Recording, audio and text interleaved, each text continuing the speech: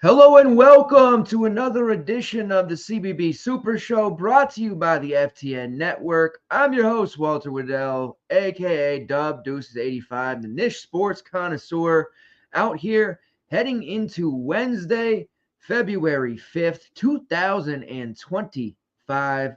We are officially 1 week into February, just about, and things are looking up. We're flipping the switch, as we say. I've got all my little catchphrases, as you know, the green screens and window trips and everything else that I say. This player's on a milk carton. Been pushing this narrative the last few days. We're going to be flipping the switch. It's already happening. Today felt a lot better over, the last couple of weeks. We've had some ups and downs, admittedly, and a lot of talking around to different people around the industry. They've been having, a rough go of it as well. But tonight felt great. There was an extreme amount of news. The news that we had already prepared for, we talked about last night throughout in the Discord today. We were ready for it. But then there was other stuff that happened. Madaloko for Notre Dame. Suddenly he was out. Yannick Conan the Barbarian for Penn State. Suddenly he was out. A lot of surprises throughout. And you had to make those moves quickly. Sir Mohammed for Notre Dame, that was one of the values we swapped to, and I felt really good about that overall. And I want to kind of talk about this for a minute as a process over results thing. I know it's lame, but we got to talk about it. 23% usage rate for Sir. Played 15 first half minutes, 24 to 25 for the game. He shot 0 for 7 and 1 for 3 at the line. It was tough. Had strong peripherals, took a bunch of shots. That play really deserved to pay off, and we were on the right track there. Obviously Traore for Iowa, he got rug pulled in the second half, played only 2 minutes. Fran Con 14, Iowa, whatever. We had some really nice work today. Terrence Arsenault for Houston did well. Like, it was a great overall type of slate. The results were there.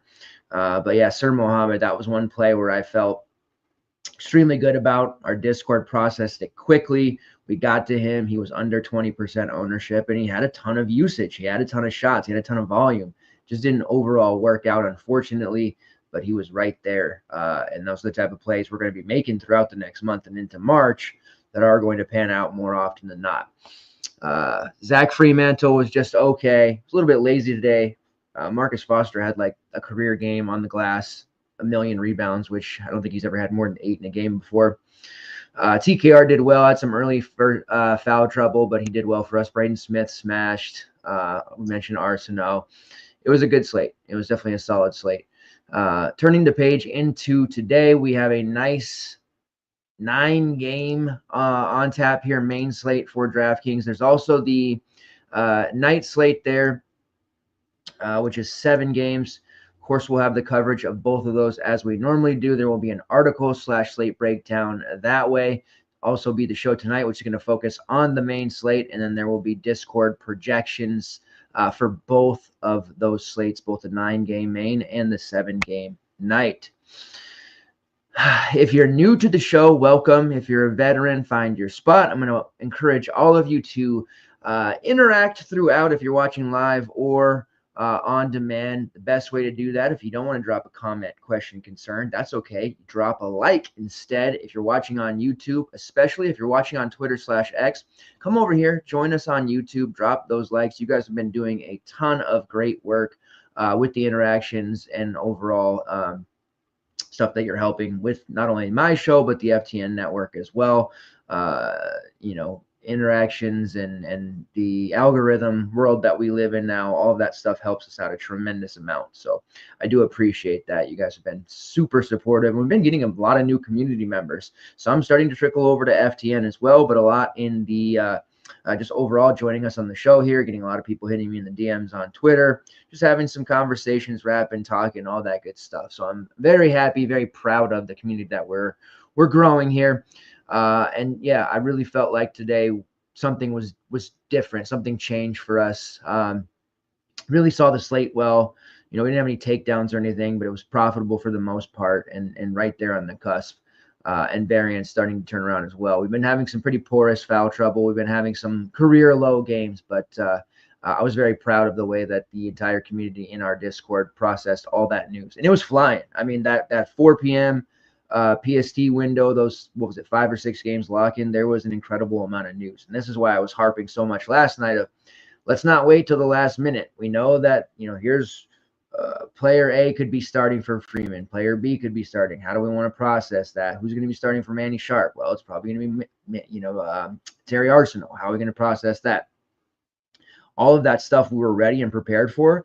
So when we got slapped around with the Yannick news, when we had Matt Aloco for Notre Dame, suddenly out and unexpectedly, we weren't caught with our pants down. I know you guys liked that one last night. We were completely ready for it, and we were able to process all of that news. So it's tough. It's really tough to keep track of all that stuff, but that's why you have us to do it for you. FTNfantasy.com /pricing to check out all the stuff we have. There is a 15% off code coming down the pipeline. We'll share that with you here this week as I get it. Lots of opportunities here to hang out with us and run this last 2 months of the season into March Madness, because it is going to be a very profitable experience and journey for us all. All right, what we're going to do, we're going to go game by game, the tried and true method to break down a slate. It's really the only way to do it. We do have the projections on deck. I'm going to bring that up here momentarily. And then we're going to go game by game. You'll be able to stare at those in the background while I do my thing. I'm going to talk about anything that I see from a DBP or matchup perspective. Anybody who's priced too high, priced too low, where my core might look at the end of this breakdown and into the slate. We'll also talk about any betting opportunities that we like. Last night's 2 bets, St. Louis was +1, +1.5. Woke up this morning, it was -1, -1.5. We kind of thought that would happen. STL did not only cover, but win. Crazy game. They were down by like 7 or 8 with just about a minute or 2 left, and they came back and won. It's craziness. We are really going to be in for a majorly entertaining tournament this year. And then USC, they looked dead to rights for about 3 quarters of the game, and then they were able to come back and do cover. We had that at +2.5, got some +3 out there. That did also walk to the window. So our 2 featured bets from last night's show did us very, very well. Also hit on Zach Fremantle over 16.5 points. He gave us a little scare there. He was playing a little bit lazy, but he did get there late to score 17. So thankfully we hit on that as well. All right. Let me do my thing here, and then we'll get this party on the road here.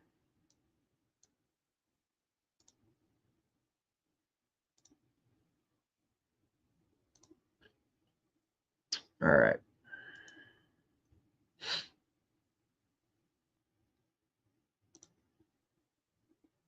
So, first game on the slate that we're going to talk about here, Oregon versus Michigan. It is a total of 154, relatively high scoring, and Michigan favored by 8.5 at home here.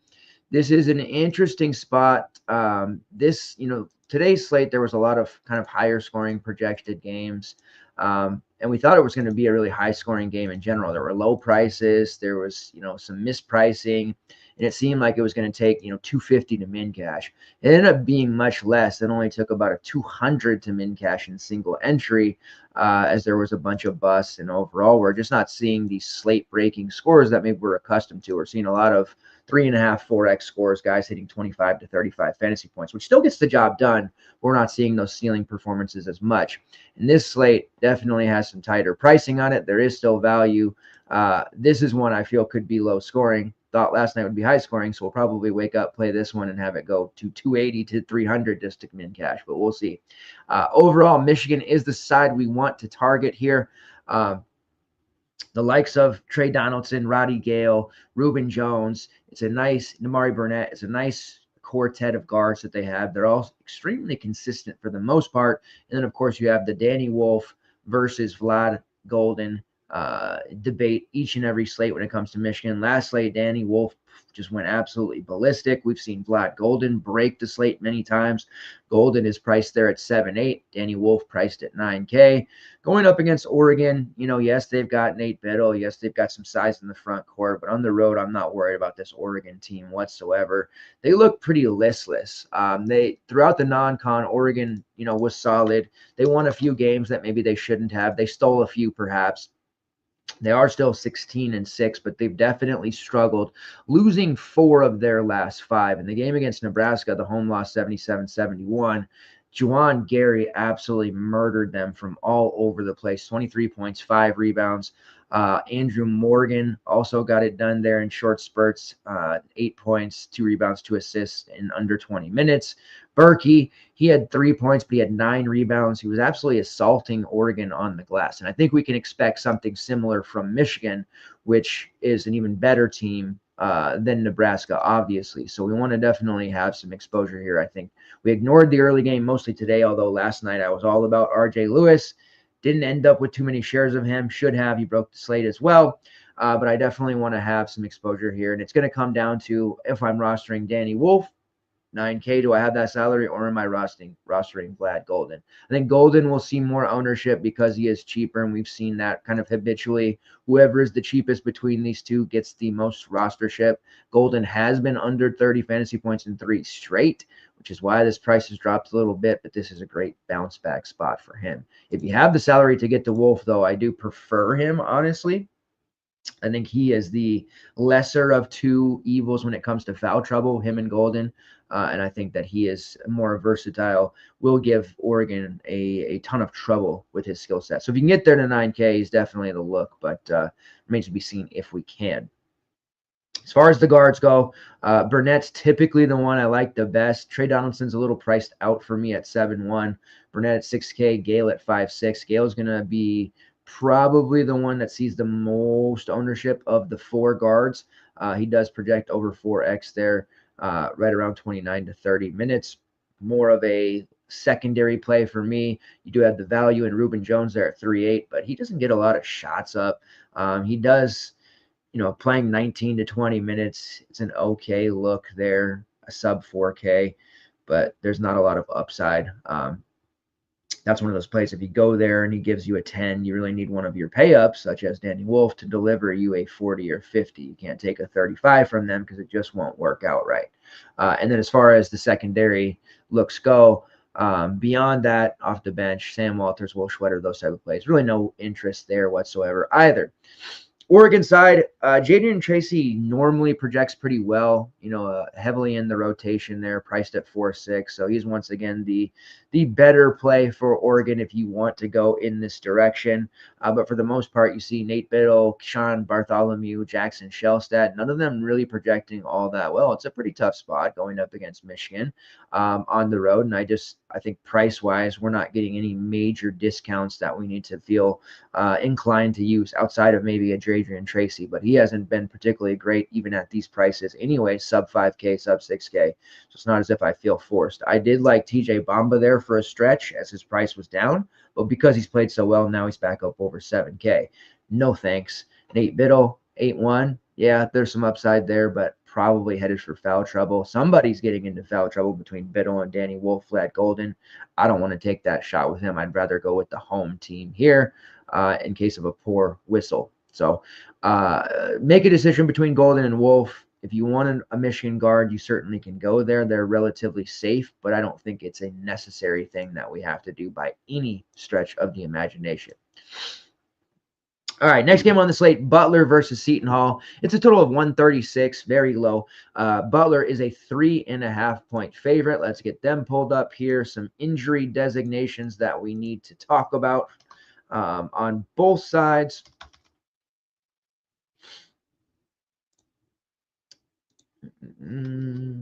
Okay.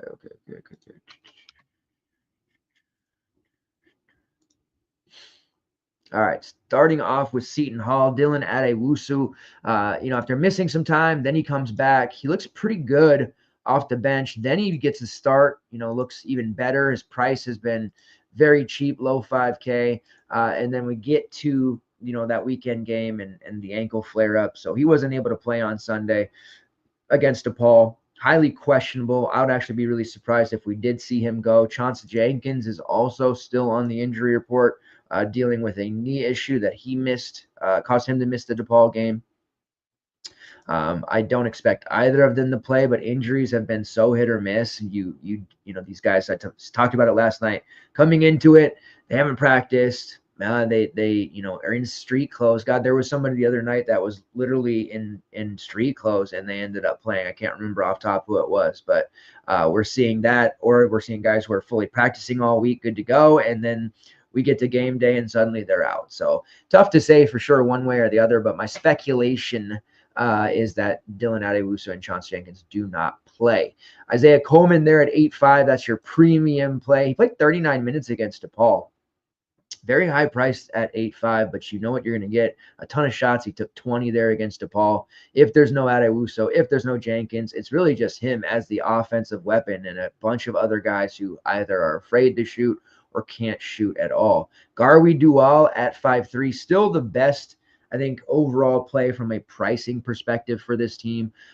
He made it to 31 minutes despite some early foul trouble, and throughout the game, honestly, he was in foul trouble. Didn't shoot very well, but he's always going to give us those peripherals. Has a decent assist rate. He gets steals, does rebound a little bit. Not a big-time scorer, but he's still cheap enough at 5.3 for us to consider, and I do consider him to be a main team look here against a fantasy-friendly Butler crew. The starting lineup with Adewusu out last game, we did see Scotty Middleton slide back into the starting lineup, but he did only play 11 minutes. A little bit leery of utilizing any of those guys. Butler does have Andre Screen down low, can cause a lot of trouble for this kind of lackluster front court of Seton Hall. Prince of Ligby there at 5.2 as well. Kind of leaning towards him being a viable main team look, but he's one of those kind of last man in types where you've got a 5-4 last range or a forward. Where can I go? Prince is one of those guys that you can look to, but we're definitely not starting with him. Jasheen Felton played around 30 minutes last game. I have him tentatively placed at 25 for now, priced at 3.8. Certainly interesting there if he's going to get those kind of minutes with Jenkins and Adewusu on the shelf. If they're not, obviously Felton goes back to a no play. Kind of a lower end value, but definitely gives you some flexibility to do some things with the rest of your lineup. But I come out of this one with Seton Hall as a dual main teamer and then a Isaiah Coleman GP look. On the Butler side, Andre Screen there at 5.9. He projects well, and that's to say that if he's going to get, over 20 minutes, and he should, then he's absolutely a great overall option. I think he can do some damage against this Seton Hall team. 31 minutes against Georgetown. He was just absolutely relentless, 16.6 rebounds. He's been rebounding at an elite level. You see over his last 5 games, 5 or more rebounds, and he scored in double-digit points in 4 of those last 5 as well. Does have some fouling issues, and then we'll inexplicably see him play games where he's only on the floor for 15 minutes. Definitely tougher when games are fast for him, and if there's a smaller, front court, they need him for size. And the Georgetown front court offered that size, so Screen played a lot. Seton Hall has that size as well. They're ineffective. They're very raw. There's a lot of development needed there. So I think Andre Screen, with his footwork, with his offensive capabilities in the painted area, could have another really nice game here. A little bit expensive at 5.9. He could definitely do some serious damage. But when you look at it, even those minutes have been kind of jacked around here, 16, 26, 18, 31, 31. He has still been able to cross the 20 fantasy point mark in 4 of his last 5. So overall, definitely like Andre Screen. The projections do as well. He's going to be one that is in the forward pool for me. Pulling up some rates here, 24.7% usage rating. Now has the highest usage rate on the team. He surpassed Jameel Telfort. Has a combined rebounding rate of 35% and a block rate, which is top 70 at 7.2%. So a lot to like here about Andre Screen. We did see Finley Bizjack have a monstrous game against Georgetown. He wasn't that highly owned either at 4.9. His price had come up. There wasn't a lot of people on him. There was other value there, but he really got hot. He is scoring with a lot of confidence right now, and it probably would be his best game ever. 17, 5, and 5 there, 31 fantasy points. Price has jumped up to 5.6. I'm less interested there. I do worry about some turnover issues that he may have against this Seton Hall defense that is a bit more physical on the perimeter and a bit more stout there than they are in the front court. So I'm cool on Finley Bizjack at 5.6. Still have interest, but as you can see with the projections there, DVP filter on, doesn't look like all that great of a play. I'm interested to see what they do with Colby King, who's there at 3.9, Landon Moore at 3.9. The bench, it's shrinking again. Augusto Cassia, still questionable / doubtful. Moore, we've seen him go anywhere from playing 12 to 20 minutes quite often. Same thing with Colby King. If either of them were to jump into the starting lineup over a Bowden Kapke, who did start last game but only played 9 minutes, I would have some interest there. King, we've seen throughout his collegiate career, no consistency, but he does have upside, and he can really pop off at this price. Last time they played Seton Hall, just a couple of weeks ago, he played 27 minutes there, 11 points, 4 rebounds, and assist, and 20 fantasy points. So definitely can do it. As a non-starter, no interest, but if he starts, then I definitely would be in on him to a degree. Then the round out there is Jamil Telfort, Pierre Brooks, and Patty McCaffrey. All okay plays, nothing that is a super slam. Brooks, if he's going to play upwards of 36, 37 minutes, is at least in consideration because all the shots he takes. Telfort, we've seen him take a step back with some of these other players stepping up. He's 7.6. I don't think we can really get there with him. And then Pat McCaffrey there at 5.7. He was chucking last game. He was grabbing a bunch of rebounds. He's one of those mid 5K range plays, perhaps a last man in. He nearly projects at 4X there. A little bit safer than I think people give him credit for, so I don't mind using him either. Speaking of the Seton Hall game last time that they played, that one resulted in an 82-77 victory for Butler. Higher scoring affair there. On the Seton Hall side, Chance Jenkins scored 21, knocked down 3 triples. Scotty Middleton off the bench had 14, and then we saw Pierre Brooks 19, 4, and 4. Jamil Telfort 10, 3, and 4. Patty Mack 9 and 7. Andre Screen off the bench had 16 and 5 with a block. He had a absolute just easy time every time he stepped on the floor against that Seton Hall front court. So a sneaky good fantasy environment in this game, as Butler games tend to be. And I do at this point feel pretty good about Andre Screen as a main team play. Now, he does spot start. Most of the time he comes off the bench, so do not be alarmed. If you decide to use him and he's not in the starting lineup, there's no need to panic. He's still going to be out there. He's still going to get his. As long as he hits that 20-minute threshold, he's definitely still solid. It is a higher price for a non-starting player, but he's very, very good in a fantasy point per minute basis. All right, next game on the slate, Louisville versus Boston College. This is a total of 147. The Cards are 13-point favorites. Man, Louisville, what the F? And even Clemson today. How about them Georgia Tech boys, huh? They're suddenly making a play here under Damon Stoudemire. It's a team that nobody wants to see in the ACC tournament. A triple overtime win tonight against Clemson. And that was off the heels or off the back of the Louisville upset home win, 77-70 that they just had over Louisville, which was a big surprise to be sure. Louisville, right back at it. I still am very confident in this team. Mini stack against Boston College, absolutely on board with that. And Louisville, they've been pretty good from a defensive standpoint. They're not exactly the most stackable against team when it comes to fantasy purposes. So we definitely want to be careful, but we want some exposure on both sides here. Now, Louisville, 41st in defensive efficiency, 25th in offensive efficiency. But, they gave up almost 80 to Georgia Tech just recently. Almost 70 to Virginia, which is inexcusable. They've been on a nice run, and I think they start winning again here at 16-6. Their schedule kind of lines up favorably. After BC, they play Miami at home, NC State on the road, Notre Dame on the road, Florida State at home, Virginia Tech, Pittsburgh, Cal, and Stanford. Very, very good position for Louisville to dance. They got through the hard part of their schedule in one piece, and now they just really get to go coasting. Maybe that home game against Pittsburgh can be tough. There's really nobody else on their schedule that I'd be fearful of. And Ken Pom projects them for no more losses for the rest of the season, finishing out the regular season mark of 23-8.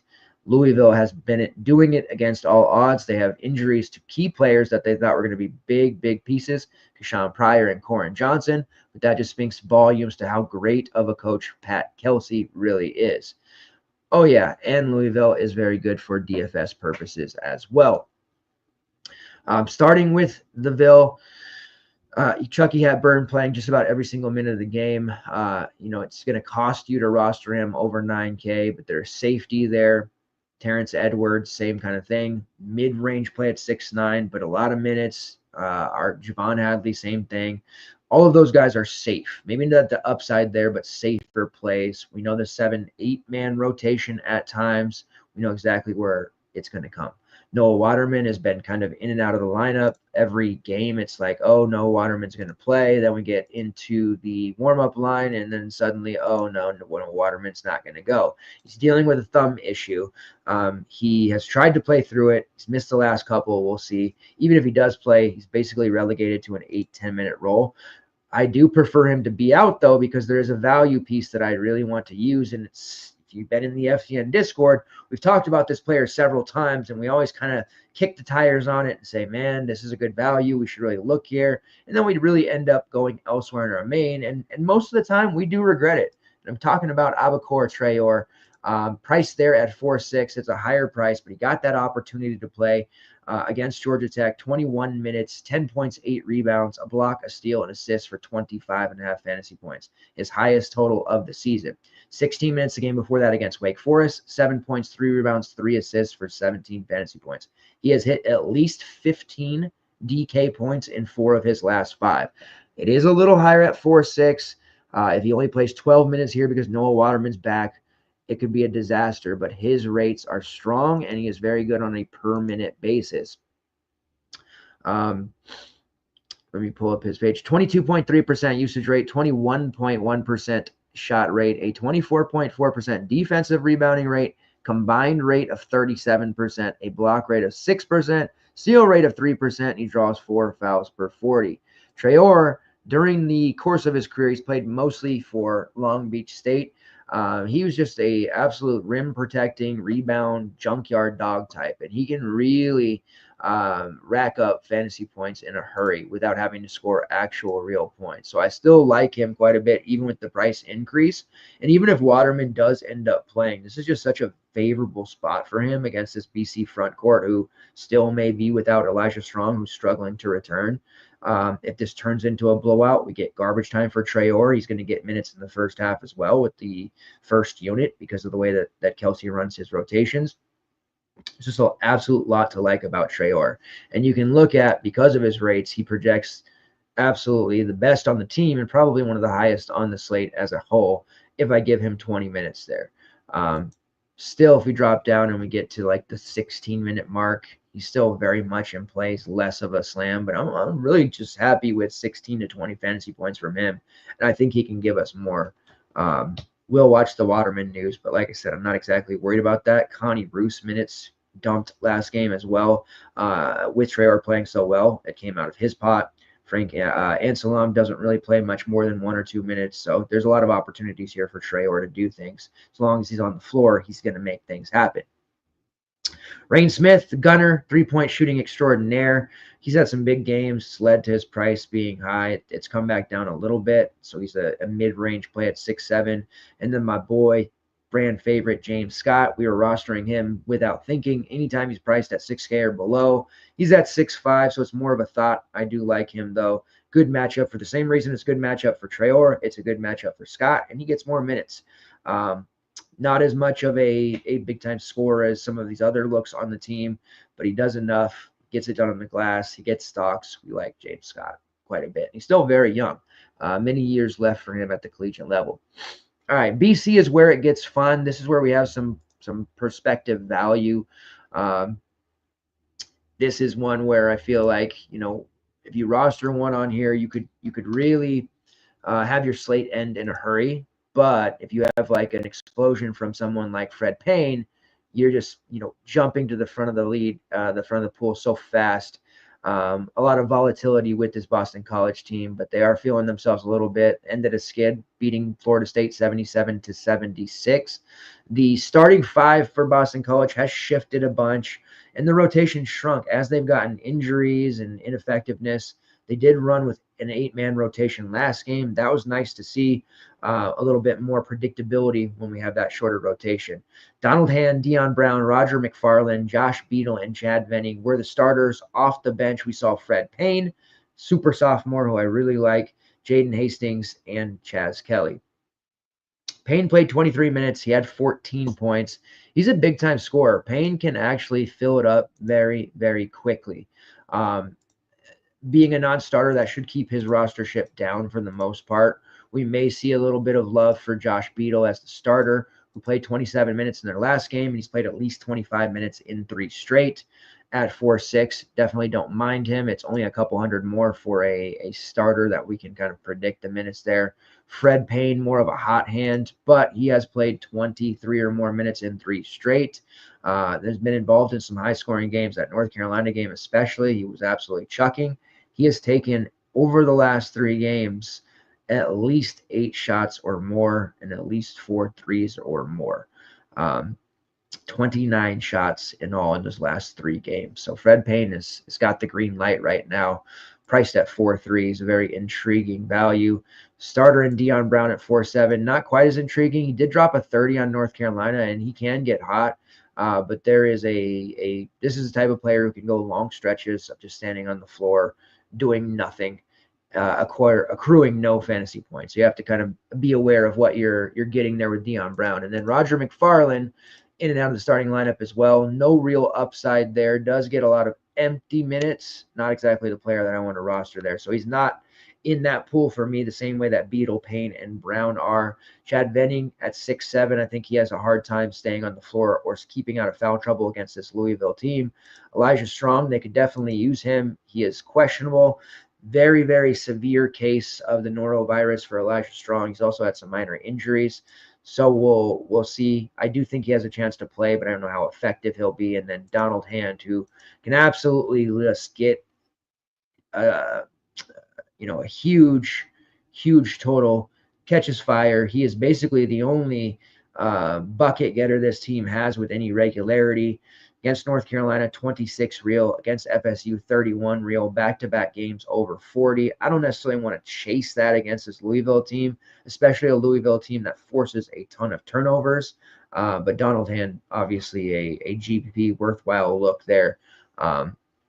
He has been absolutely chucking and just on fire. 6 of 11 from downtown against FSU. 5 of 8 from downtown against North Carolina. I would rather go with the cheap look here, but it's hard to ignore Hand and how well he's played. At 36 minutes here, you see he's over 32 fantasy points, puts him at a very sultry 4.3x return. Absolutely, game stack is in play for this game. All right, moving on to the next game, we have Duke versus Syracuse, total of 143. Duke is a 17.5-point favorite, so we know that is a likely blowout coming. That doesn't mean we have to be scared of these Duke prices. We're certainly going to want some exposure. The win over North Carolina was truly impressive. And even though it was a situation where they were ahead throughout and it was never in danger, we still saw the Duke starters and key pieces play a ton of minutes. So I'm less worried about the blowout rug pull here for these players. It is a significant amount of money to drop on Cooper Flagg at 11K in a game that probably won't remain competitive for very long.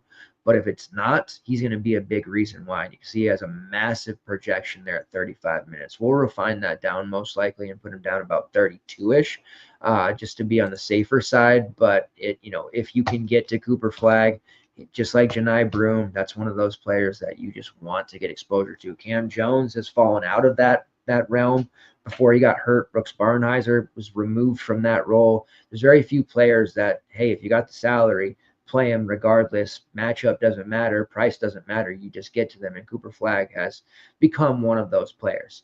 Con Knipple came through in a huge way for me. Low rostership. Few people there had him. He's priced up to 7.2. He looks the real, like, obviously Flagg's going to be a lottery pick near the top of the board. But Con Knipple, man, he's got a million brothers who are going to be coming through this program. And the expectation was that he'd at least come back for another season. But with the way he's playing, I don't know. And if Duke wins the Natty this year, there'll be zero reason for him to come back. He was fantastic against North Carolina, 22 points, 5 rebounds, 5 assists. He's been rebounding at an elite level pretty much for the entire season. He can knock down threes as good as anyone in the country in clutch time, if you will. Really like Con Knipple. This price probably scares some people off. Not me. He scored over 30 in 4 of his last 5. The only concern there, if you look at the BC game, 88-63, just a major blowout. He played 26 minutes. He didn't make any of his shots, and it was just basically over at halftime. He wasn't needed to do anything. So there is that little bit of worry there if the game blows out quickly.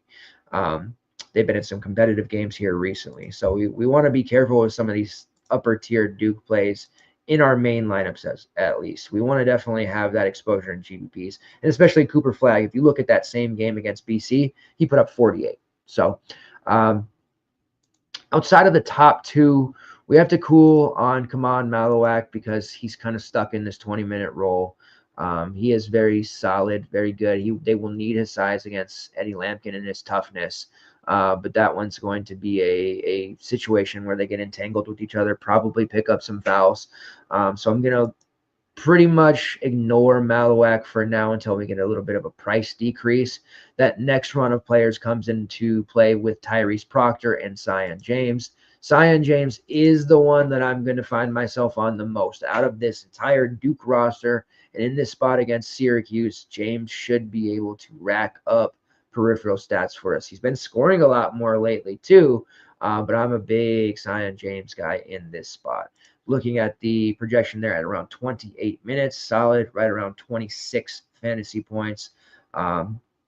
He's just got stocks upside for days in this matchup and has a very safe floor and has built-in upside too. If he gets hot and makes shots, he's going to be one of those guys that, puts up a 35-40 in the blink of an eye. He can do that. He has that in his bag. He's kind of a little bit of DeJuan Harris-esque from Kansas, though. If they don't need him to score, he won't push it. If they need a bucket and they need someone to get after it, he does do that. But he will not be aggressive on offense. So there is that bit of a concern. But we're getting a really nice price here at 5.8 to at least speculate. And I think a lot of us have been burned by Tyrese Proctor, at least earlier in the season, that when presented with this choice, Proctor or James, I think a lot of you will, in fact, go with James as well. Proctor has scored 20 or more fantasy points in 3 of his last 4.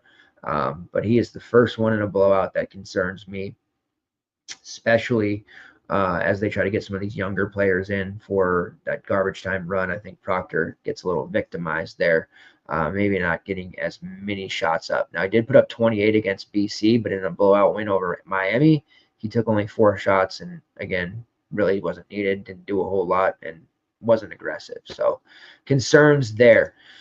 With all of Duke, and projecting blowouts is very tough. And this is a road game for them. So you like to think Syracuse can at least keep it close, but there's nothing we've seen from Syracuse this season to make us think they will be able to withstand any kind of barrage that Duke throws at them.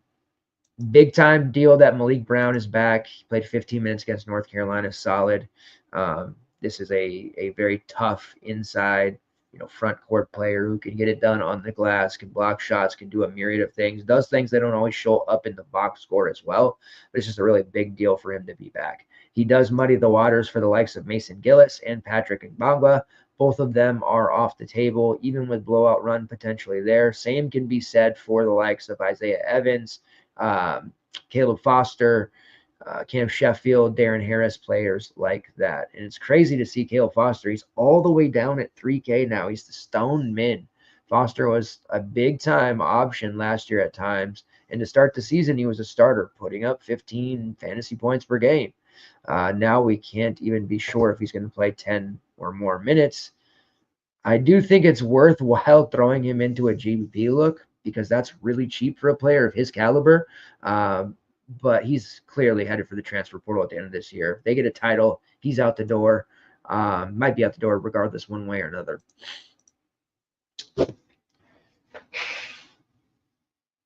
Syracuse-wise, none of them are going to be projecting very well. Duke's getting it done, man. Like, in the past, these iterations of Duke, we've been able to, even in blowouts, target against them and get some pretty solid fantasy production. This year, that is less likely to happen. They're third in defensive efficiency per Ken Palm, sixth in offensive efficiency. They've won 15 games in a row. The last time they lost, Tuesday, November 26th. So you have to go all the way back to the beginning of the year where they lost a 3-point neutral court game to Kansas.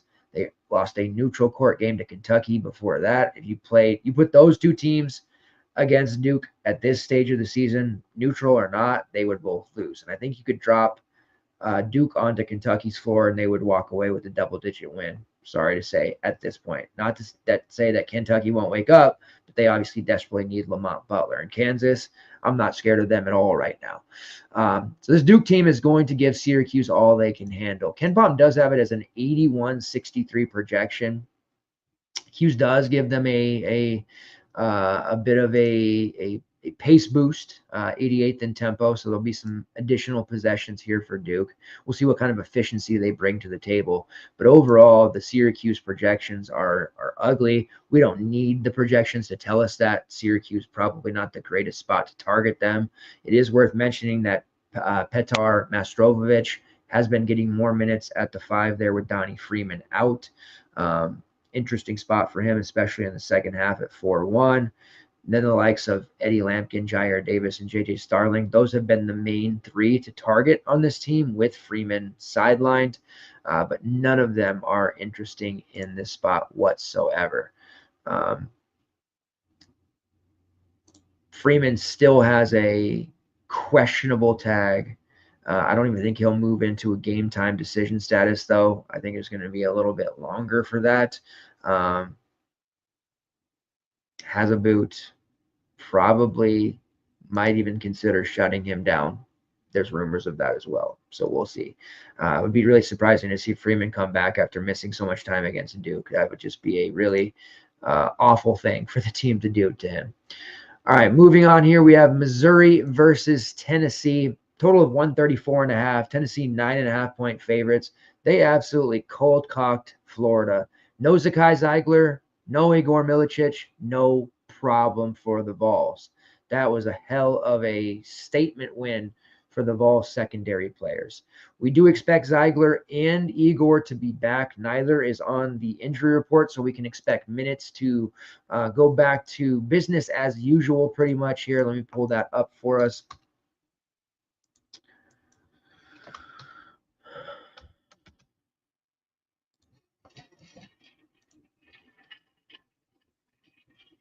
So the Tennessee stacks that we saw everywhere last game, those will be pulled back to a degree.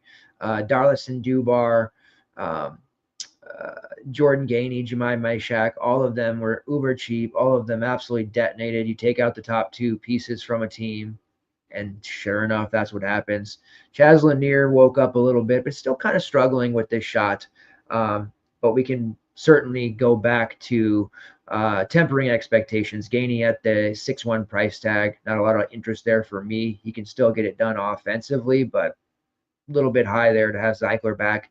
Maishak, same thing at 5-2. He's playable there, but he's just very content being a defensive stopper and a 8th option on the team when Zeigler's around. Darlington Dubar is still interesting. Like, I think that they've been waiting for him to get healthy, kind of get acclimated to what's going on and have a game where he could really, show out to a degree and get his game legs finally and show why they brought him in from Hofstra. In the Florida game, 25 minutes. He only shot 2 of 10, but he was very active on the glass. Got a block shot. He was all over the place. And that's the Darlington Dubar that we're accustomed to seeing. Game before that against Kentucky in that close loss, 9 shots, but he had 4 rebounds, a block, 2 steals.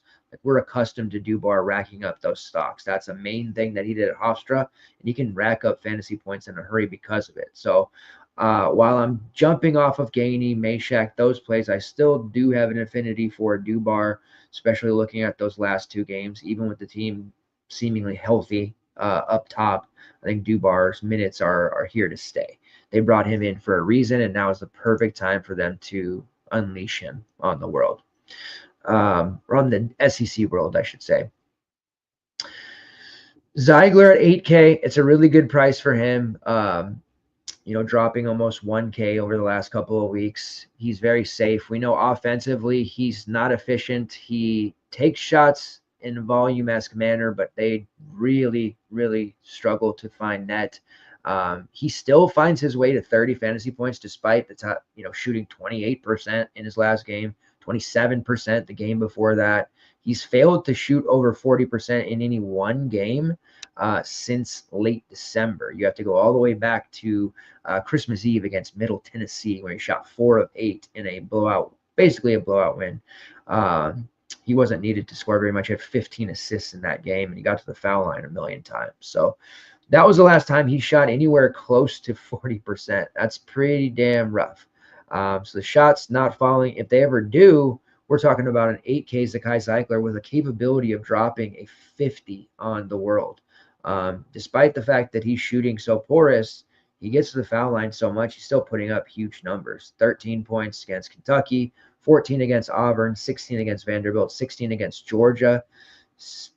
Still not huge numbers scoring the basketball, but for him, he's finding a way to get it done, and that has basically got him a floor of 4X at this price. Missouri has been a big surprise this season. 2 years ago, played their way in the tournament. They looked very good. Last year was a bit of a down year, but this year they're definitely overachieving. And I keep waiting for the other foot to drop, or the other shoe to drop there, and for them to start losing games and fizzling out, and it hasn't happened yet. This could be a very crucial point for them on the road against Tennessee. Very concerned for them here, and this could be a very deflating loss for them. Led by Zakai Zeigler. So yes, I have interest in him at 8K as a safety valve type play. Chaz Lanier's there at 7.4. Had his best game in a while, a couple of weeks there, but it came without Zakai. His shot has also kind of been struggling lately, but he got back on track there. Hit 5 of 9 from downtown. Tempering expectations a little bit here with everybody back. Igor Milicic is there at 6'8". He's a fantastic overall look as well, with the idea of him playing 29 to 30 minutes. This is a lower price for him at 6'8". Definitely has the upside, has the rebounding, rim protecting rates to be a warranted play here. But it keeps coming back to Zeigler for me, and I don't know that he'll be that highly owned. He typically isn't. And when you look at the Tennessee projections here off top, not a lot of editing here other than the minutes. I did input what I expect the minutes to be. I'll do some playing around with those in the morning, but I did spend extra time here this evening inputting relevant minutes based off of news. And you can see with Zeigler right around 35-ish minutes there. Still slightly under 4X here, but this is one where I would be editing him up. I would be shocked if he didn't give us at least 32 with the upside for more. Dubar, I have him penciled in for 16 minutes because he had so many 3-minute games and down games. His projection isn't really great yet either at that time, but he can pay off in just under 20 minutes at this price. Missouri side, I've been pretty hot for Missouri throughout. You see, even against Tennessee, they do project fairly well. Several of their players just under 4X, among the likes of Tamar Bates, Mark Mitchell, Caleb Grill, everybody's favorite. Even Tony Perkins, who, it's worth noting, Perkins played over 30 minutes in the last Missouri game. Would be a tough prediction to make and say that, oh yeah, he's locked in. He's going to get another 30-plus minutes here in this spot because we know Perkins, gets messed around, especially with Caleb Grill around. We see Bates play big minutes. We see Grill playing big minutes. We've seen Jacob Cruz, Marcus Warwick. There's all these different options here. And it was nice to see Perkins get that additional time. He didn't do a whole lot with it. He did have 5 assists, 8 points. But it'll be interesting to see if Perkins continues to play those chunks of minutes. He is a relatively cheap option there at 4.6. Not a great matchup, we know, but that is a very close 4x number for me with Perkins. He's very talented. We know what he can do, and I think this is a spot where they're going to need him to be at his best, clearly. And we could see him play more minutes than the likes of a younger player like Trent Pierce. Tamar Bates, I'm probably off of him. I've been riding with him a lot lately, especially as point props. He, the game against Mississippi State, it got completely out of control, out of hand, and he wasn't needed. In the second half, he was scoring pretty confidently and comfortably, but because of the score, he just didn't have to stay on the court for very long and was really kind of just a secondary option when he was. There is some interesting spots here, especially if it were to get out of hand, for example, and I don't know that it will. The likes of Marquise Warwick, who's there at min price, Jacob Cruz, who's there at 3.6. These guys transferred in from mid-major level schools where they were the top dogs. Warwick especially, he is a bona fide bucket getter. They brought him in to be a second unit guy, but the SEC, it's proven to be a little bit too much for him, so we haven't seen as much of Warwick here, but he definitely has upside one on the floor. He's one of the best scorers in the Horizon League history, right? The last decade, at least, I should say.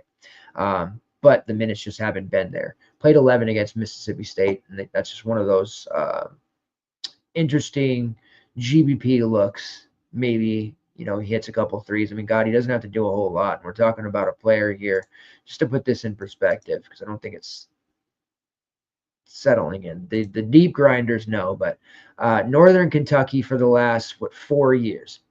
30% shot rate throughout his career, 28% usage rate throughout his career, right around a 32% three-point shooter, an elite free throw shooter, draws fouls better than anyone in the Horizon League, and just consistently year over year did it. And it's kind of funny because you see these guys who transfer up and then they struggle, a la Cade Tyson at North Carolina. But they have games against upper tier competition where they've played really well, but just haven't been able to get acclimated with the system so far down the packing order. It's got to be tough going from the alpha on a team to not even the sixth option. That has to mess with you a little bit. I do think it was expected for him to do more. And he does have a really high shot rate, 24.7%. In SEC play, though, it's up to 27.4%. And he is making 44% of his threes. So he's given them an offensive lift when given those minutes. They just haven't been there. But, man, that's a really interesting price at $3K. Just name value alone. All right. I guess I shouldn't skip over this. Caleb Grill there at 7K. Caleb Grill is the best player in the world. He doesn't care who he plays against. He's going to chuck a million shots. He's been exceptionally good. He was just drilling threes against Mississippi State, 6 of 11. Drilling threes against Ole Miss, 6 of 9. Against Florida earlier in the month, 6 of 10. He is just an absolute chucker. Healthy, not sick, no, ailments, no muscle aches, no need for him to be worried. He's going to get plenty of minutes, plenty of shots. Price is there at 7K, but he's fearless. And I'm being a little saying this a little in jest, but Grill has honestly in SEC play, Grill has looked like an absolute monster. And I'm not that worried as I am about this team against Tennessee as a whole. I'm not worried about Grill. So if you do want to go there, it's totally fine. I do admit that it would be kind of a tougher play here, and you wouldn't want to temper expectations. But as far as GPPs go, large field, D qualifiers, all of that stuff, Grill is, absolutely as high as upside as anybody out there. So certainly have interest there, but he's going to have his hands full with that perimeter defense. Zakai Zeigler in his face. All right, moving on to a game that we absolutely love. Anytime I said this earlier tonight on the night slate in the projection sheet, there are a handful of teams, anytime they're on the slate, we're stacking for and against. ASU happened to be one of those teams here on the night slate. And you know what? We almost got an overtime game out of it. And 4 or 5 players in that game all scored over 30-plus fantasy points, like clockwork. Well, another one here is UCF. taking on Cincinnati, total of 144.5. UCF is a 3-point favorite. Man, it is a tough season for the Bearcats. Cincinnati, they started hot. They juked their net ranking because they were blowing the doors off of a very weak non-conference schedule. In conference play, it has been rough. Wes Miller, any other time, man, this is such a bad time for a losing streak because North Carolina may be looking for a new coach with the way they're sliding. Hubert Davis' job, really not safe. But Wes Miller, how could, they want a North Carolina guy, but man, he just cannot turn victories for this Bearcat team. They're going to need to win this one. They're 3-point dogs. But at the very least, we're going to see tons of fantasy goodness. You should know by now, UCF games always bring the heat. UCF played ASU a couple of weeks ago. That was like a 7-man stack. Great game. It worked out fantastic. The other part about UCF games you need to know, Keyshawn Hall, who doesn't necessarily always project all that well, but he is a near and dear play to me. Posh play extraordinaire. He is consistently blowing the doors off of teams. He is called the big guard for a reason. He can bang down low. He can put it on the deck. He can stroke threes. He's just such a phenomenal player. It's really fun to watch him go. Against BYU, he suffered some early fouls. Second half, he went ballistic. He still put up 37 fantasy points, despite the fact that he played reduced minutes in the first half because of those foul issues. See, against Kansas in 39 minutes, he dropped to 50 on them. No problem. No problem. They got their doors absolutely blown off at home by Kansas a month and a half ago. They gave Kansas a game there recently, and all on the back of Keyshawn Hall, who has scored 37 or more fantasy points in 3 straight games. Yes, it's a high price at 9.8. That should keep him low owned as usual. Comes with guard forward eligibility, but Keyshawn Hall is my guy. And you guys know over the last couple of years, when I declare somebody my guy, hashtag Dubs guys, hashtag Walt's guys, whatever you want to say, I just continue to roster them time and time again. Fantastic rates across the board, 26.1% shot rate, 26.7% usage rate, draws 6 fouls per 40, gets himself to the line a lot. We like that. And he's knocking down currently 39% of his triples. And those minutes continue to go up. Fouls aren't normally something we have to worry about with him, so I would expect him to play 37, if not 38 minutes, maybe even the entire game. We love Keyshawn Hall here. Definitely going to be finding a way to get him into our lineups. When you look at the projections here, he doesn't have the strongest look there because of the price at 32 fantasy points. He had some struggles early in the season, but when you kind of look at the last 10 or conference play alone, he is just such a strong overall play. So this is one of those man versus computer looks here. I'm going to be heavily involved on Keyshawn Hall. Motiam, he's healthy now, priced at $7K because he's had some great games here recently for UCF. They have a really stout interior all of a sudden, rim protecting, rebounding, all of these great things happening for UCF. And they're very capable of going on a run here to close out conference play. TM was able to play 32 minutes against BYU and keep himself out of foul trouble. That was a big shock to me. 17.6 rebounds, 3 blocks. He'll need to do the same here against UCF. He has a great GPP look as well. Darius Johnson, their lead guard at 7'3", a integral part of the stack. If you're running any kind of stacks from this game, you're definitely going to want to have him. He can fill it up in a hurry as their primary perimeter scorer, racking up free throws. If this is close down to the stretch, turns into a free throw shooting contest. Darius Johnson can go from 21 fantasy points to 40 in the blink of an eye there in a close game. So absolutely like him. And then you've got some injury designations here. Mikey Williams, who was sick last game, and J.J. Taylor, both of them questionable. If one or both is out, it does lead credence to Dallin Debo Coleman playing additional minutes. He played 37 against Kansas and 35 against BYU. He has soaked up those Taylor minutes whenever he has been out. Priced at 4.9. Not a lot of upside there, but a potential sub 5K play. 35 plus minutes just on, court time alone deserves merit.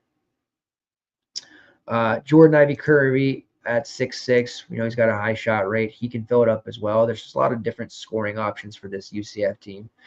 If you're going to go in this direction, I would just assume go to TM, Darius Johnson, or Keyshawn Hall. But Ivy Curry is definitely, you could do worse. for sure. So when UCF's on the slate, we like Sean Hall, but we also need to stack against them. But that gets tricky here with Cincinnati because, man, they've been really, really bad in conference play. But you're going to see here, they project quite well because UCF is a fantasy-friendly unit, and these prices on most of Cincy are very, very cheap. We did see a shakeup on the last Cincinnati slate. Admittedly, had some other stuff going on, so I didn't process it properly. There's very few things that get past us starter-wise, and it got past the industry because he was only 2% owned here against West Virginia. But Day Thomas did slide into the starting lineup over Dan Skillings, and that was a pretty big deal for the industry to miss because he played 31 minutes, and he put up a really nice score, 10 points. He took 14 shots, 4 rebounds, 2 assists, 4 steals. Obviously, racking up the steals really propped up his number there. But there was a ton of usage and opportunities there, and really, Day Thomas was a starter last year. Jizzle James, as a freshman, still learning, developing. They gave Day a lot of minutes, and in the late part of the season, he was playing 30 plus with regularity, and that was kind of a vintage performance there by Day, playing those 32 minutes, taking 14 shots, and producing almost 26 fantasy points. So, assuming that they go with that setup again, and he starts once more. Yes, he's priced a 5.3 now from 4.7, but he's still an exceptional play. It's a great overall matchup. UCF, there is a turnover-prone group there at UCF, so Day Thomas has steals upside. And if he's taking that kind of shot volume, I definitely want exposure. Other guys who have proven to be non-con heroes like Seamus Lukosius, like Dan Skillings, they've been in need of somebody to kind of take the reins offensively. It looked like that could be Jizzle James 2 games ago against Utah. He absolutely dropped the hammer, 18 points, 3 rebounds, 2 assists, but that was against Utah. They're a lowly team in the Big 12. Need to see it against some other teams, and he really struggled. West Virginia's defense, much better than people give it credit for. It's time to really recognize that. They held him to 0 real points, 0 of 8 from the field. Look for him to bounce back. He has 6K. Don't be afraid. This is a much better and easier matchup than what he just faced. But Day Thomas, Jizzle James, those are the 2 that we want the most exposure to. Dylan Mitchell at 7K. If he can stay out of foul trouble on the road, which he typically does, but this is kind of an uncomfortable spot. But if he does, I do like his very safe floor. We're looking at a 4X or more return from Dylan Mitchell, who has taken on more of the offensive load and clearly becoming one of their best overall, most complete players on the roster. Aziz Bandiago is 4.9. This is an interesting look to go there with him. Only 18 minutes because of fouls and ineffectiveness against West Virginia. Playing more like 24 to 25 is what we're accustomed to with him, but he's been real tough here in terms of his performance. Texas Tech, BYU, those are 2 tougher opponents, so you can give them a mulligan there if you want. And West Virginia, we just mentioned, their defense is much better than people give it credit for. The Utah game, no excuse in 24 minutes to not put up a huge number. He was in some foul trouble. He's just not looked good. And we're seeing a kind of shift here. Arinton Page playing more minutes, Tyler Betsy. We even see Rayvon Griffin play more minutes as well off the bench, and that's cutting directly into Bandiago. So he's a GPP look at best. I don't think we can use him in our main because he is losing minutes to these other players. Josh Reed is seeing more minutes as well off the bench. So it's a little bit of a dicey proposition there. Dan Skillings is intriguing at 5.5. Yes, coming off the bench, not as much. If he slides back into the starting lineup, I will stop short of calling him a lock and load because he's been awful. Admittedly, everybody on this Cincinnati team has mostly been awful since we got into Big 12 play. But he is still one of the most talented high upside players on the roster. Great overall rates. He's not giving us a lot in terms of non-scoring stats, and that's really where it's gotten tough trying to roster him. But he can put up 20 real in a hurry and pay off this salary of 5.5 with real points alone. So definitely worth a look. This is the matchup to do it. This is the game stack GPP potential optimal winner. And I do think people are going to be fooled by it because Cincinnati's looks so rough. We might see some Day Thomas ownership. UCF on the other side, they're priced up. I just don't know that we see a ton of ownership here, but this game is going to be absolutely live for DFS purposes. All right, let's move on to the next one here.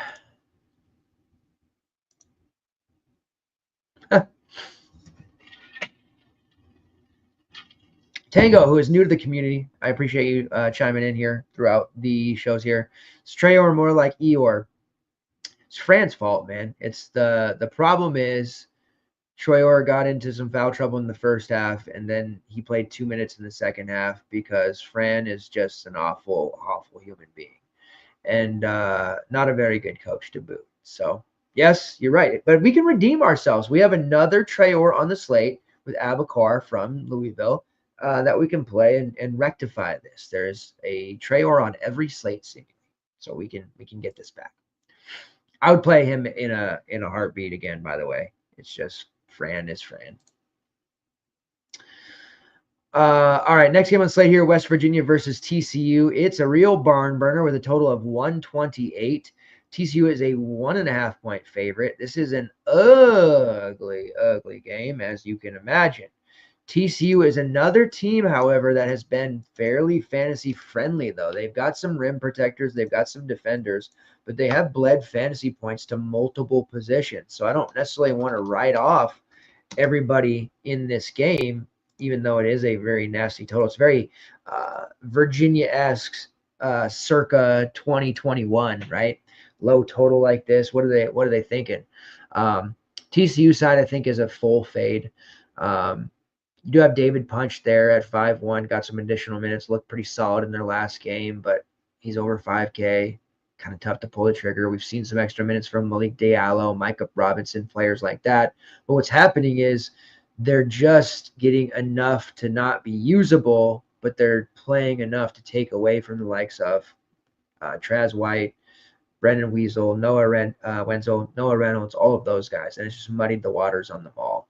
Ernest Uday has been the top TCU option for me personally, but I recognize in this game against West Virginia, it's just not going to happen. I do have interest on the West Virginia side. We saw a huge chalk explosion on Amani Hansberry, who did, come back. He's been back for a while, but coming off the bench and playing sparingly throughout. We saw him start. We saw him play 24 minutes. He was great. 8 points, 11 rebounds, 2 assists against Cincinnati. Put up a 26. So that's caused his price to jump up to 5.8. He is definitely the most reasonably priced and easiest to get to, I think, for a low total game like this. But he's definitely a secondary option. Javon Small up there at 10.6. That's a hard price to get to. You saw he dropped 42 on Cincinnati recently with the 9 assists, 19.2 steal, 2 block game. This one against TCU, I think he's going to cause a lot of problems for TCU's perimeter, but that's a very hefty price tag to pay with a total that is so very low. So I will stop short of using Small most likely here. My man, Johnny Powell, boom, at 4.8. He's playing all the minutes he can handle. Hopefully, he's getting all this experience, all this run, so next year he's just going to be a total stud. But it's really difficult to get excited about him. He's playing a ton of empty minutes. He's chucking, but he's got a lot of growth and development to go. We did get the news that Tucker DeVries is going to undergo season-ending shoulder surgery. Kind of surprised it took this long. He hasn't played since early December. It's a tough blow for West Virginia, but they have a great coaching staff, and things seemingly look like they're going in the right direction here for West Virginia. There is some value to potentially be had with Joe Yosefu at 4K. He's shown some upside here recently. 16.5 points against Houston, 23 fantasy points against Cincinnati, so he's popped there. And then Eddie Andre, he can fill it up in a hurry. There's foul trouble to any of the Hansberry, Sincere Harris, Toby Akani group. Andre can step in there and play a variety of positions. He has shown a fantasy point per minute number that's ungodly at times, but he's been very, very rough here recently, and that has a lot to do with the fact that Hansberry is healthy and taking all of those minutes back. So if you're not playing Hansberry, I think this game is a safe fade. All right, Illinois versus Rutgers. Getting into this game here, it is a 157.5 total, much more exciting than a 128, Illinois 8-point favorites here against Rutgers. Injury designations that we have to talk about. Let's pull that up. Making pretty good time here. Making pretty good time.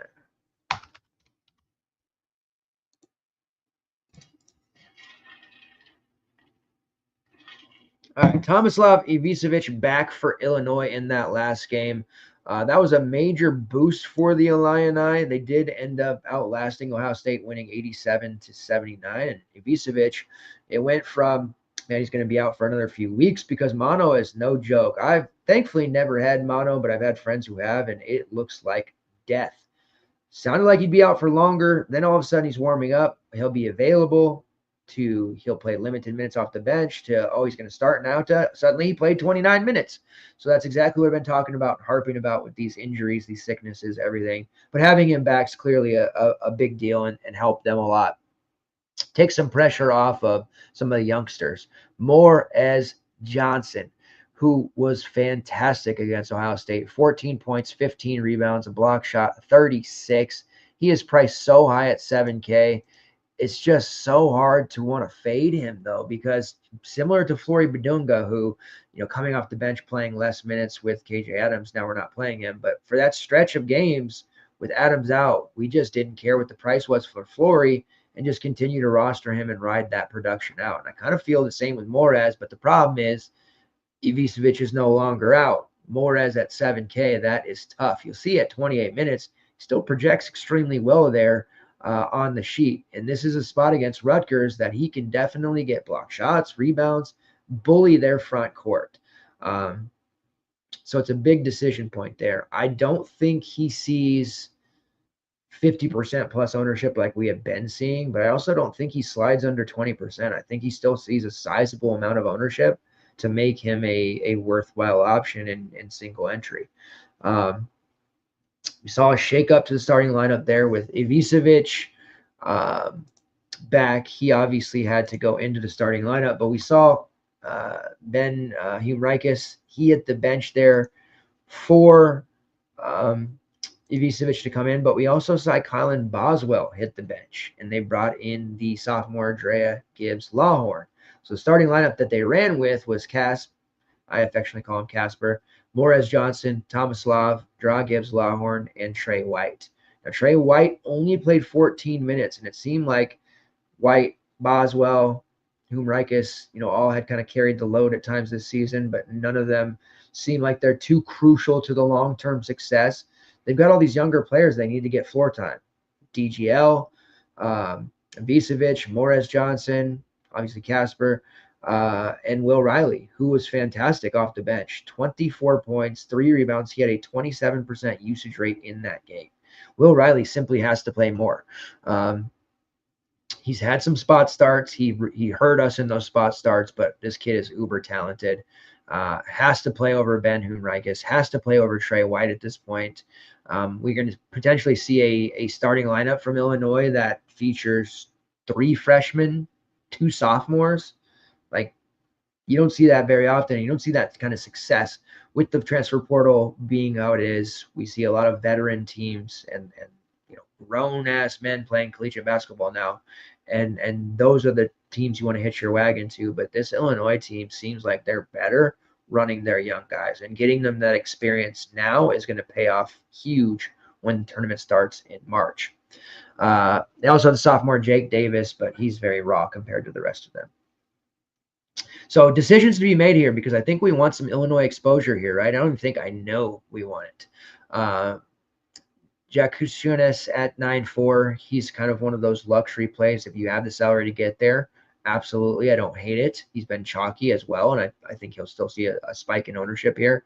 Tomislav Ivicevic at 8.3, same kind of thing there. I think he's fine if you can get there, but I want to maintain most of my exposure to, hey, I'm going to pay the 7K price for Morez Johnson.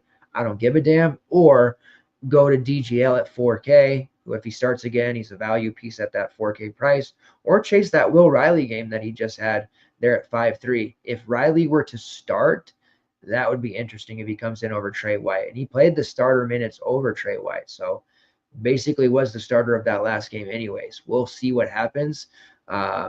If Riley starts over him, I think he becomes a top 3 or 4 core play. So we'll see how that breaks out. If he doesn't, he comes off the bench, more of a secondary look. But I've been waiting for Will Riley to get kind of consistent minutes and really start to bloom, and that's happening now. And this team, as young as it is, looks like they could be a second weekend squad for sure. So yeah, takeaway, Morez Johnson, Will Riley, DGL, that's kind of where we're going to look. On the Rutgers side, Dylan Harper still, I keep waiting for the news to drop that he's just going to shut it down. I don't know if that actually will, but Rutgers is clearly like tournament time is going to be passing them by. There is some new postseason tournaments happening this year that I think FS1 is putting on. So perhaps he plays in that. I don't know, but the big dance doesn't seem like an option for Rutgers unless they go on a crazy run. The injuries piling up on Harper, the illnesses, it just seems like he may shut it down here soon. We've seen in the past players with high draft pedigrees playing on lame duck teams, not to be disrespectful to Rutgers by any means, but we have seen them at this point in the season start to shut it down and just focus on draft prep. Don't want to get any further injured. He can't hurt his stock really by playing, but he can't hurt himself by playing for sure, right? But he is a projected top 5 pick, and as good as Ace Bailey is, I hear the scouts and players alike constantly talking about how good Dylan Harper's going to be. Without Harper, Ace Bailey has been a just chucking machine. Only 3 for 15 against Michigan. Had a pretty tough outing there, but he still managed 25 fantasy points despite making just 3 shots. We saw that huge game against Northwestern without Harper where he scored 37 real points. Against Illinois, we don't have to be too scared there. He is 10.2K, so you're not going to be getting, all these top-end guys, Cooper Flagg, Ace Bailey, Key Hall. We haven't even talked about Ryan Kalkbrenner yet, which we're about to. You're not going to realistically get all of these in like you did today because there is value, but the value was plentiful today and fell in our lap even. That may happen tomorrow. Who knows with the way that news has been going, but I think it's going to be really tough to just jam in, 2 to 3 of those guys. And if I had to look at it and say, gun to my head, who gets the axe between Cooper Flagg, Ace Bailey, and Ryan Kalkbrenner, it's going to be Ace Bailey for me. Who gets the axe between Kalkbrenner, Cooper Flagg, and Keyshawn Hall? It's Ryan Kalkbrenner for me. So Key Hall and Cooper Flagg are kind of the 2 that I would be zeroing in on, and I'm with the understanding that I'm probably not going to get Cooper Flagg, but that's how I'm looking at it with Ace Bailey. I am extremely worried and want to warn people about chasing Jamichael Davis, who has been really good the last 2 games without Dylan Harper. He's also priced at 5.4 now. Against Michigan, he was really the only thing that worked for them. 4 steals, 4 rebounds, 2 assists, but 20 real points, hit 4 threes. That's the second straight game he's eclipsed 26 fantasy points. It's a real bad time to jump on him at 5.4, I think. The matchup's fine against Illinois, and if Harper's out, we can expect these big minutes. But you know how it is with Rutgers, guys. Jordan Durkak had that big game. Everybody ran to play him the next game. He played like 11 minutes, busted out. Dylan Grant has had some good games as a younger starter. His minutes got rug pulled against Michigan. We've seen Tyson Cuff have some really big games off the bench. People run to start him, then he bricks out. So this Rutgers team is really hard to peg outside of Ace Bailey and Dylan Harper, and there's not a lot of upside on this roster that we can rely on. I do still like Tyson Cuff at 4.4. I think he's very playable at that mark, especially if Harper remains out. But he's certainly not a main team look. If you're just hell-bent on playing as many pay-ups as you can, though, I think it becomes necessary to play somebody like a Cuff. Now, if you want to get tricky and try to, outplay the field, you can look to Jeremiah Williams, who only played 9 minutes against Michigan to get the start there, a negative score, which has caused his price to tumble further to 4K.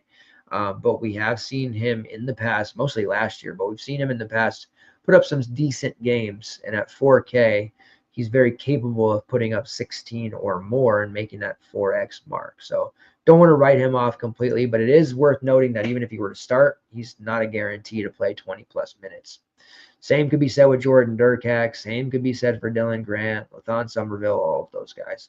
So make a decision there if you want to pay for Ace Bailey, but I'm very heavily on the Illinois side. I think a lot of people will be, for sure. All right, before we get into the last game here, let's see. Dingo says, wasted a 3.5% owned Richmond with Traore and Elijah Martin.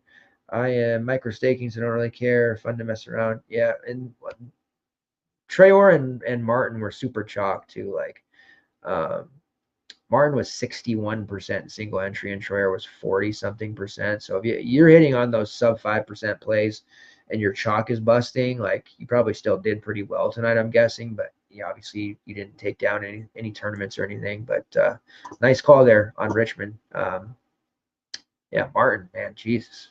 What a bad game that was, eh? All right, let's move on to the last game here. Creighton versus Providence. This is a total of 143.5. Creighton is a 3.5 point favorite. Let's get the right game pulled up here. The Providence rotation is turning into a situation that is just irritating, and I don't even want to get involved with it. I don't want to miss out on some good plays, but as their roster gets healthy outside of Bryce Hopkins, they have a plethora of players available, and they're all getting PT. And it's making it very, very difficult. Ryan Mila played under 20 minutes in their last game despite starting. And Mila, arguably one of the best players on their team, despite being a youngster. He's got a lot of growth and development to do, but this roster is really getting full. We do have some cheap prices on the likes of Ryan Mila at 4.6. It'd be hard not to want some exposure there, but the way they're using him lately is very alarming. You have Jaden Pierre there at 5.6, Austin Urumwumsi at 5.5, and then Christ Essendoko down there at 3.8, who took advantage of some foul trouble last game and played over 15 minutes. All suitable, cheapy options that you can look to. Then you've got the likes of Bensley Joseph, Corey Floyd, Jabir Abdur-Rahim. They're all getting minutes. Then we're seeing Justin Fernandez. He had that legacy game a few weeks back. Rich Barron's healthy now, seemingly. He played over 15 minutes. Wesley Cardette is the latest that is now available, so we'll see if his minutes spike. It's just a very full roster. Mila is the one that I'm most interested in. Part of me is because he delivered us such a huge low-owned game when he got his first start. But I mean, the fact that he played 5 minutes against St. John's, 15 against Seton Hall, those minutes have continued to dwindle. He was sick a few weeks back with the norovirus, so there could be some residual stuff from that. But if he's in the starting lineup, we have to at least consider him at 4.6, but at least be aware that, hey, it's no guarantee of anything, right? Jaden Pierre is the computer play. It always projects him really well. I try to temper my expectations on him, so he's really not that interesting to me. Wesley Cardette would be, if he were to jump back in the starting lineup, which is probably pretty unlikely because that knee injury is causing him a lot of discomfort. But he is very interesting at 3.7 if he were to be a starter. Started to finally come into his own. He's a Chicago State transfer. The back half of December and into early January was really starting to become a reliable scorer for them, and then the injury happened. So would keep an eye on Cardette to a degree. Coming back from that injury, though, really not falling all over myself to play him even at 3.7. On the Creighton side there, again, Kalkbrenner at 10K. He's definitely one of the top, for me, a top 3 pay up. Just very safe, plays a ton of minutes. We know he is a bona fide slate breaker, but he's going to give you just a very safe floor of 35+ fantasy points, regardless of matchup. We've seen Stephen Ashworth's minutes kind of reduce. He played 40 against Xavier, but 3 of his last 4, we've seen him under 33 minutes. He's just been played into the ground, and I think they're trying to develop some of their other guards. Creighton has had a habitual lack of a bench over the last few years, so they may need Ashworth to play 39 in this game, but I am going to tentatively project his minutes a little bit lower as they do that, just because they need to see more Fedor Zugic.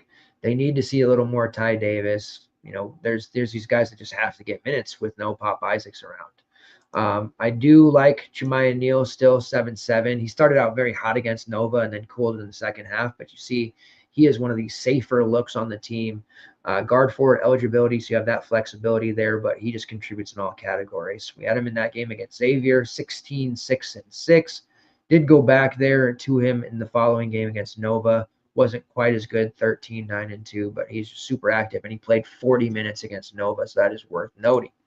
Outside of the big three of Creighton, you know my Jackson McAndrew spiel by now, so I don't need to repeat it, but got to get him in the first half. He did play 24 minutes against Nova, so that's noteworthy because he did play more in the second half, and that came at the for the negative of Fedor Zugic, because Zugic only played 7 minutes despite trending upwards for 3 straight games where he played 16, 17, and 20. McAndrew ended up playing more than him in that game. So that is a little bit interesting. Thought Fedor was going to start playing over 20 plus minutes pretty consistently going forward, but something about that matchup maybe didn't work out. But he is a very intriguing prospect going forward and a GPP value.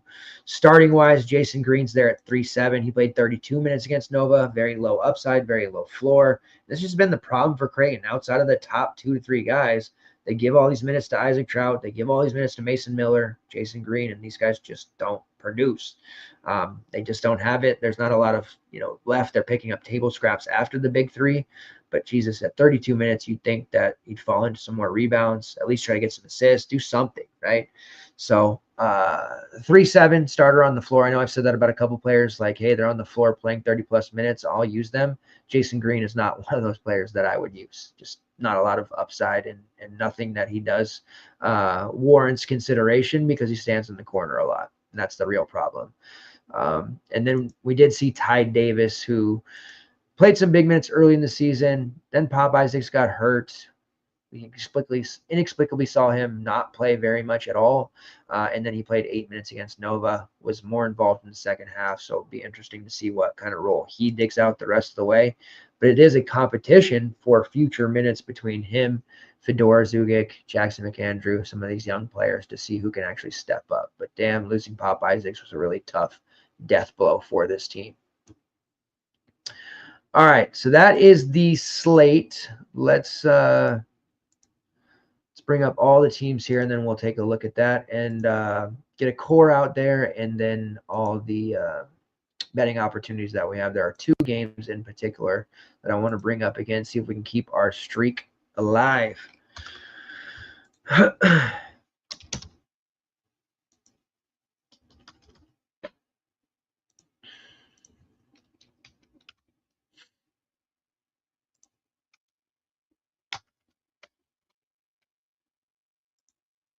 There's a better way to do this faster, but as the self-produced, self-declared mayor of Flavortown, no, I'm just kidding, niche sports connoisseur, it's all good. It's all good.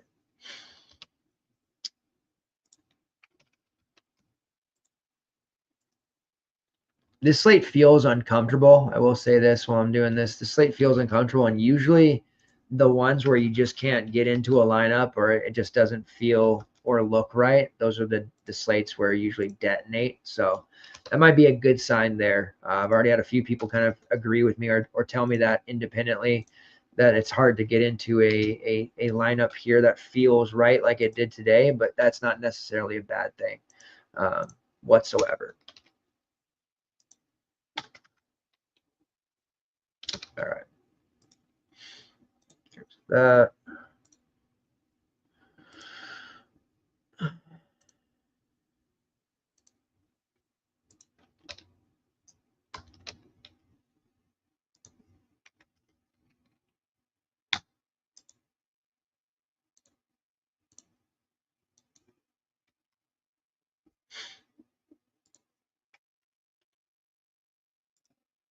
All right.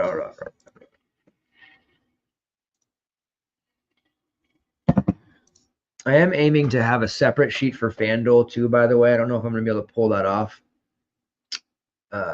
as consistently this season, but that is in the works. Played more on FanDuel today. Plan to play on FanDuel a lot more because of their soft pricing. So I'm going to have some separation. Until then, I'm going to place the FanDuel fantasy points column here on the projection sheet that I released to the Discord and the subs as well. So that's going to be something that we have more of. for FanDuel content, because I know that there are a lot of you out there still playing FanDuel, and I've been telling anyone that will listen, play at FanDuel. The contests are not great, I know, but it's very soft there compared to DraftKings pricing-wise. All right, so you see here the top projected players. Abacor Traore, right on time there, buddy. Traore season. What do you think? Another Traore to play 11 minutes and give us a 5? What, that sounds great, eh? No, I feel good about Abacor Traore. I think he's in a good spot here, but understand that he could absolutely get rug pulled at any time. Going down to that next level there, Sion James, who I mentioned is my favorite Duke play. The system agrees there. Cooper Flagg, interestingly enough, third highest from a value standpoint, which is interesting considering the fact that he's 11K. So it just shows you how good Cooper Flagg is. Next to Janai Broom, those two, no matter what their prices are, they're consistently up there towards the top of the slate from a value return. Then we have Andre Screen, Morez Johnson, Donald Hand, like all of those plays. Then you have some very safe options like Vlad Golden, Ryan Kalkbrenner, Con Knipple. Then you get into some of those more less comfortable options, the Aziz Bandiagos, Josh Beatles, Tyrese Proctor, those types of plays. So there you go. Core-wise, I am currently looking at the following. This comes with the caveat that he needs to be starting at this price, and even if he doesn't, I still like it because of the matchup. But Day Thomas from Cincy there at 5'3", expecting him to start again over Skellings, and if that's the case, he's just an easy plug and play for me if he's getting 30+ minutes. Veteran player, they probably should have been starting him sooner or giving him bigger minutes sooner, but he looked great last game, and I'm going right back to him. So core play number 1, Day Thomas. Core play number 2 is going to be Sion James. They're at 5'8". Just everything about this spot feels like a James game. Like he's going to have a really nice game in which even if he doesn't score like 10+ real points, I think he just coasts into a 30 because all the assists and steals that he's going to be able to rack up here in this matchup against Syracuse. And then the third core, it gets real tough after this because I don't think there's like a definitive, like there was last night, play where it's just like I'm locking them in. Further I get into it in the morning and afternoon, there will be, but as of this moment, the third core piece is going to be, for me, one Andre Screen, which is the first time he's ever made the core at any point. He's never been the posh play, so there's a lot of pressure, tremendous amount of pressure here on Andre Screen to produce. But a great matchup. I'm a DVP connoisseur. That's the one of the researching metrics and things that I place a priority on matchup wise, DVP, all that stuff. So Screen should be great if he gets that 24 minutes. And I mean, he played 31 minutes in that last game, which if he were to play that, I mean, we're talking slate breaker here. We're talking slate breaker in a perfect world, right? So that'll be the 3-man core, but I'll leave that up on the screen there for a bit longer so you can look that over. It'll be pretty close to what the subs and community get. There'll be some tweaks, of course, but I have the minutes pretty much where I want them, but I'll do some manual edits on guys like Bandiago and some others.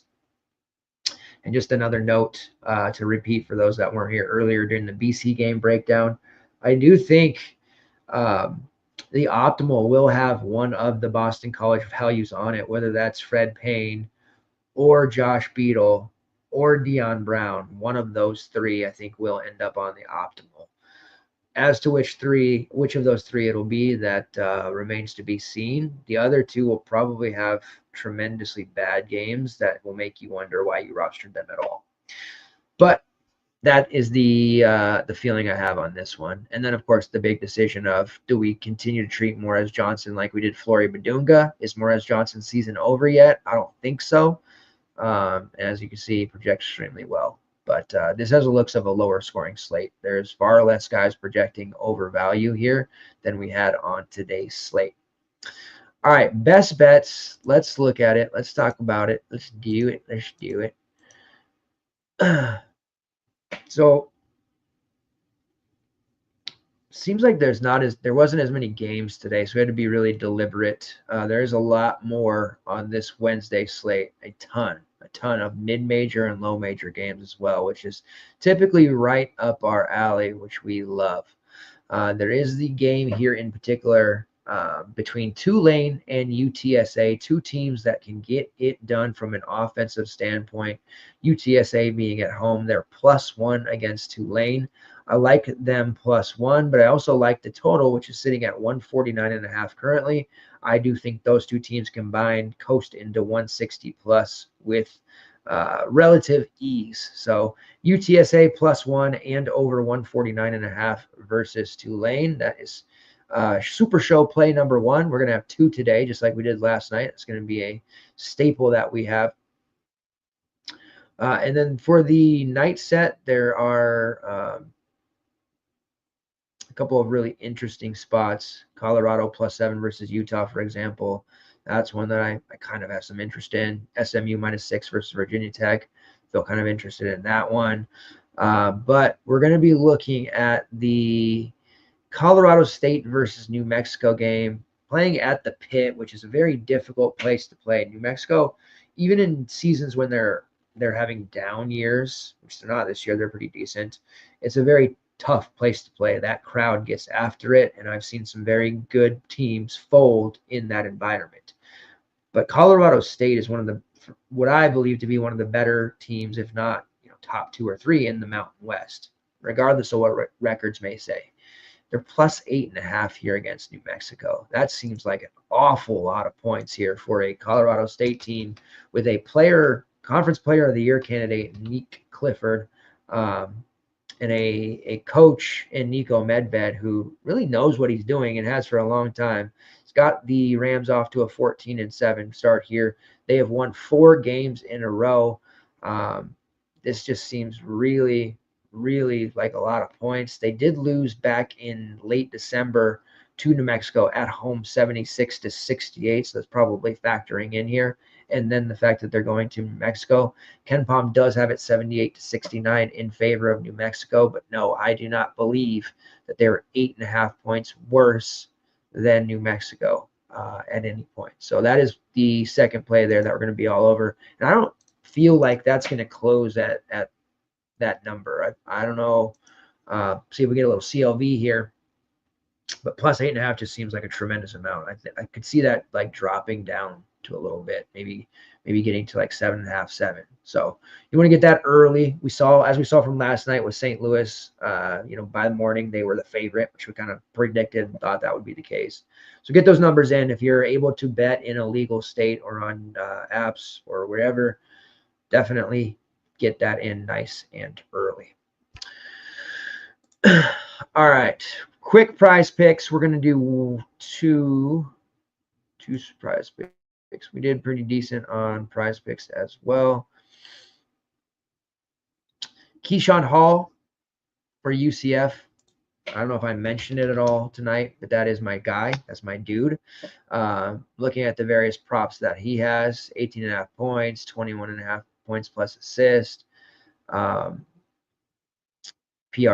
8.5. We're going to hope for a fantasy point total that we can look at there, but I am going to go with the over 18.5 points for Keyshawn Hall. Going up against Cincinnati here, I think this is a game he just delivers a masterful performance yet again and scores 20 real points. So we're going to go over 18.5 points for Keyshawn Hall. He has been very good to us, so we're going to continue to ride him. Under 11 points for Brandon Angel of Oregon versus Michigan. Don't buy him scoring double-digit points against them for a single solitary second. And then Zakai Zeigler over 12.5 points versus Missouri. Feeling like a big Zakai Zeigler game is in order here, coming off of an absentee game against Florida in which he could not go. All right, that will be it. We finish up on that note. I appreciate all the continued support you guys are giving us. On your way out, if you haven't done so already, please make sure you hit that like button. We'll be back on Friday evening to cover the Saturday main slate. We'll also have some chatter there about more bets. There's a ton of games there. We'll have at least 3 or 4 that we really like, and a prize picks or underdog parlay that we'll put together and have some fun there that you guys can tail if you want. Expanding out all of our offerings. FTNFantasy.com. Get over there and check out what we have to offer. Super Bowl coming up, but really once we get that out of the way, it's all about college basketball and the march to madness that we have upon us. The switch has been flipped. We're on our way. We're about to hit a very massive hot streak. You definitely want to be a part of this, whether you're watching the show or consuming the content that we provide on the website. Appreciate you guys. As always, let's get after those green screens and those window trips like we do. I'll see you guys next time. Same place, same time. Take care.